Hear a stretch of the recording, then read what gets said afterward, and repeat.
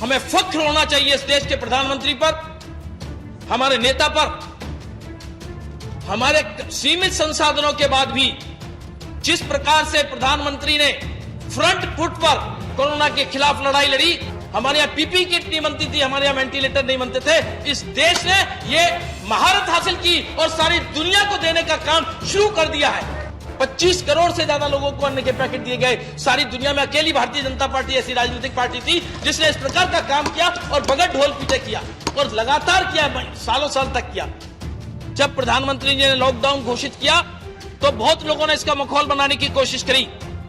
प्रधानमंत्री जी ने फरवरी में सार्वजनिक रूप से कहा था कि कोरोना अभी खत्म नहीं हुआ है, कड़ाई भी चाहिए, कोई ढिलाई नहीं चाहिए और दवाई भी चाहिए। आइए सीधा आपको लेकर चलती हूँ संसद भवन में, जहां आप देखेंगे कि डॉक्टर अनिल जैन ने किस तरह ये बताया है कि हमारे पास लिमिटेड रिसोर्सेज थे, इसके बावजूद मोदी सरकार ने किस तरह महामारी से निपटने का रास्ता निकाला है।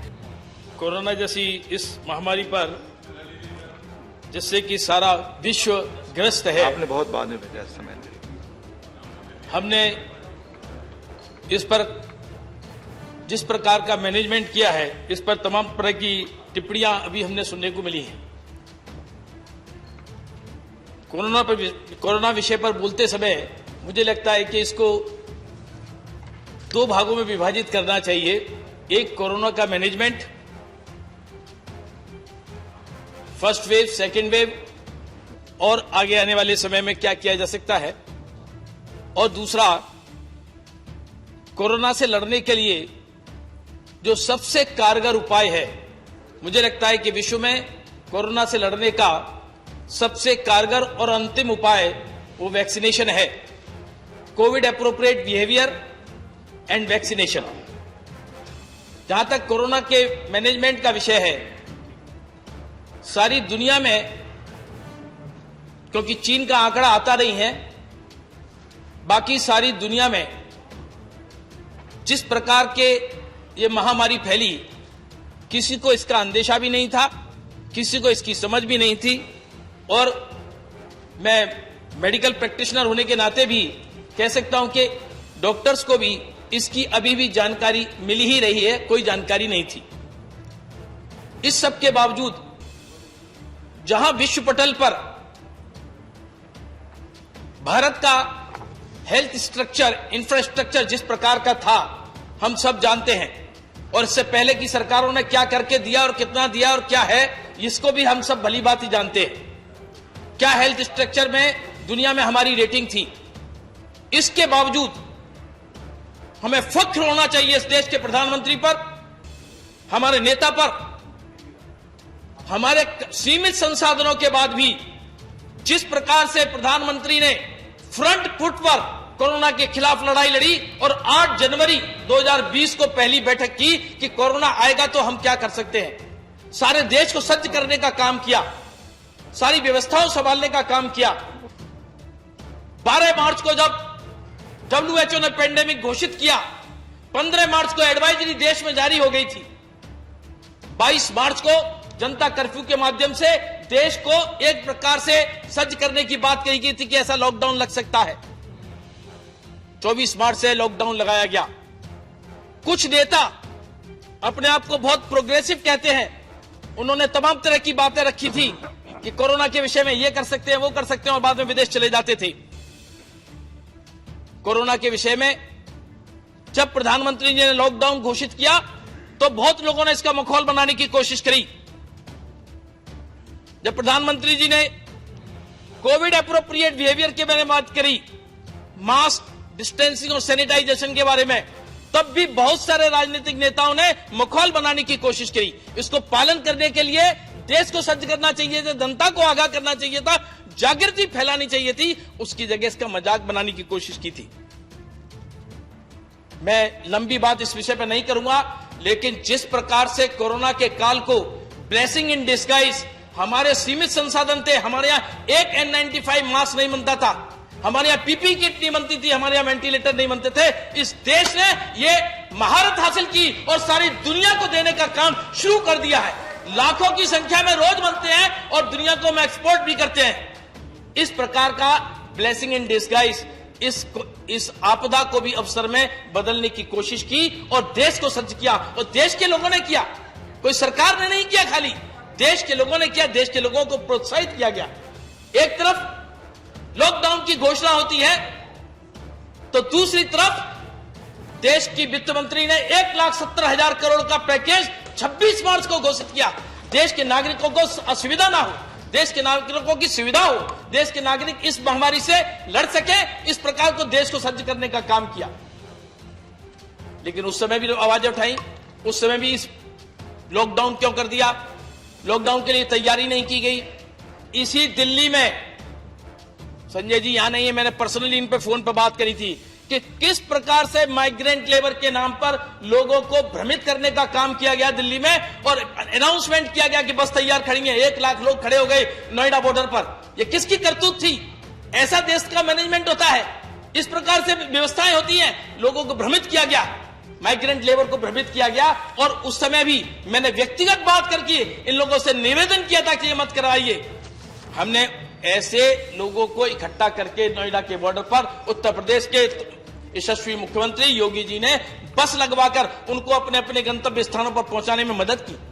भारतीय जनता पार्टी के तमाम कार्यकर्ताओं ने सेवाई संगठन के माध्यम से श्रमिकों को जो जा रहे थे उनको चप्पल देने का काम किया, उनको भोजन देने का काम किया, उनको गंतव्य पर पहुंचाने की जिम्मेदारी निभाई। और इसका कोई ढोल नहीं पीटा है जी। 25 करोड़ से ज्यादा लोगों को अन्न के पैकेट दिए गए, इसका ढोल नहीं पीटा था। 25 करोड़ से ज्यादा लोगों को अन्न के पैकेट दिए गए। सारी दुनिया में अकेली भारतीय जनता पार्टी ऐसी राजनीतिक पार्टी थी जिसने इस प्रकार का काम किया और बगैर ढोल पीटे किया, और लगातार किया, सालों साल तक किया। लेकिन इसका भी माहौल बनाने की कोशिश की गई।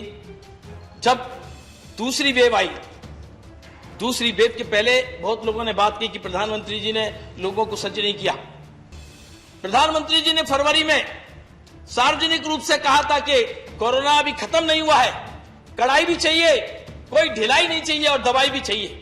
प्रधानमंत्री जी ने मार्च में मुख्यमंत्रियों की बैठक में आगाह किया था 15 या 16 मार्च को कि कोरोना अभी समाप्त नहीं हुआ है, वायरस यहां है। मैं मेडिकली भी कहता हूं वायरस है और रहेगा, वायरस जाने वाला नहीं है। इसके लड़ने के तरीके क्या होंगे? मुख्यमंत्रियों की बैठक में प्रधानमंत्री जी ने मार्च में कहा था कि हमें इसमें कोई ढिलाई नहीं चलनी है। आप अपने अपने राज्यों में इस बात की व्यवस्था करें कि इसमें ढिलाई ना हो, लोग इससे त्रस्त ना हो। देश को जहां तक नेतृत्व देने का विषय है, प्रधानमंत्री जी ने जिस देश में 900 टन की ऑक्सीजन की रिक्वायरमेंट थी, कुछ समय के बीच में ही ये रिक्वायरमेंट 11,000 टन हो गई। लेकिन इसमें आपा नहीं खोया, हाथ पैर नहीं डाले, जैसे दिल्ली में किया गया कि रिक्वायरमेंट 600 की थी और 954 टन मांगी जा रही थी। विभ्रम फैलाने की कोशिश की जा रही थी, विभ्रम फैलाने की कोशिश की जा रही थी। इस प्रकार के कामों को इस जिस प्रकार से ऑडिट में रिपोर्ट में सामने आ गई सारी बात, मैं इसके डिटेल में नहीं जा रहा। जहां तक तीसरी वेव की बात है, क्योंकि समय मुझे डॉक्टर अनिल जैन जी कंक्लूड करें, आपका खत्म हुआ समय। 10 मिनट मुझे बताया। नहीं 7 मिनट का समय, 7 मिनट का समय, प्लीज। चलिए ठीक है। जैसा मैं तीसरी वेव की बात, हमें नो टू थर्ड वेव कहना होगा। मैं सब नेताओं से निवेदन करता हूं कि तुमने जो वैक्सीन के बारे में, किसी ने कहा कि ट्रायल नहीं हुआ, किसी ने कहा कि मोदी वैक्सीन है, किसी ने कहा जनता वैक्सीन है, हम नहीं लगवाएंगे, अब सब लगवाने की लाइन में है। मेरा निवेदन है कि मैं सब संसद के सभी माननीय नेताओं को निवेदन करता हूं कि वो खुद वैक्सीन लगाते हुए अपना फोटो प्रचारित करें, जिससे उनके फॉलोअर भी इस विभ्रम से बचे। और जो वैक्सीन की हेजिटेंसी आप लोगों के कर्तृत्व के कारण, आप लोगों के गलत स्टेटमेंट के कारण आई है, वो वैक्सीन की हेजिटेंसी भी समाप्त होगी और जनता इसमें आगे बढ़कर वैक्सीन लगाने का काम करेगी। इसलिए मेरे सब विपक्ष के नेताओं से निवेदन है कि अपने फोटो के साथ वैक्सीन लगवाते हुए इसको प्रचारित करेंगे। इसमें कोई बुराई नहीं है, कोई इसमें गिरावट नहीं है, इसलिए ये करना चाहिए। धन्यवाद, धन्यवाद। जहां तक वैक्सीन का सवाल है, वैक्सीन सबसे ज्यादा कारगर उपाय है।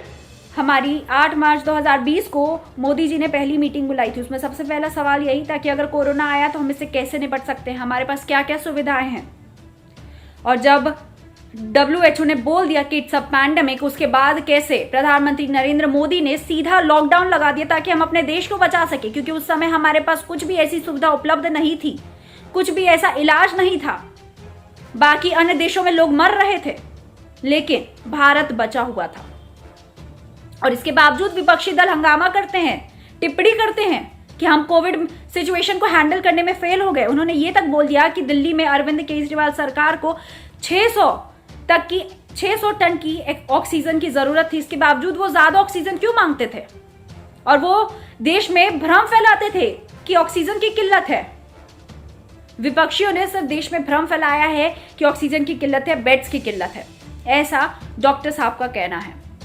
तो आप हमें बताइए कि आपको लगता है कि मोदी सरकार ने कोविड सिचुएशन को बहुत ही अच्छे से हैंडल किया है या फिर मोदी सरकार कोविड सिचुएशन को हैंडल करने में फेल हो गई? क्या डॉक्टर साहब सही हैं या विपक्षी नेता? हमें अपनी राय कमेंट बॉक्स में जरूर बताएं। धन्यवाद।